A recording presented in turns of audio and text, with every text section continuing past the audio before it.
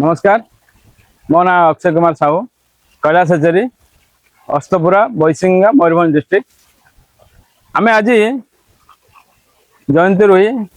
GI कातला आउ red रुई माछर bidding आम आरंभ करुचु ए बिडिंग रे ये देखुं यहाँ हूँ बिडिंग पुल ये बिडिंग पुल रे आज बर्तमान दिन 2:30 यही टाइम रे पानी जेहेतु आपंकर पानी खरा टेम्परेचर अधिका अच्छी पाखापाखि 37 डिग्री 38 डिग्री टेम्परेचर अच्छे ये अगस्त मसरे आज खरा होता जो आम बोरवेल पानी भर्ती करुचु भर्ती करने द्वारा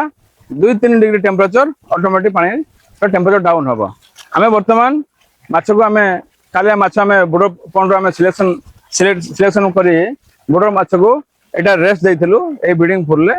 यही ब्रीडिंग पुल आज बर्तमान माछ आम धरिचु बर्तमान एवं माछ आम इंजेक्शन करूँ भाकुड़ माछ आउ रोही जयंती रोही जीआई कातला आउ रेड रोहू 3टा माछ आम इंजेक्शन करूँ एबे आमे जीआई कातला को ब्रीडिंग आम आरंभ कलु माछ इंजेक्शन दबा आरंभ करिचु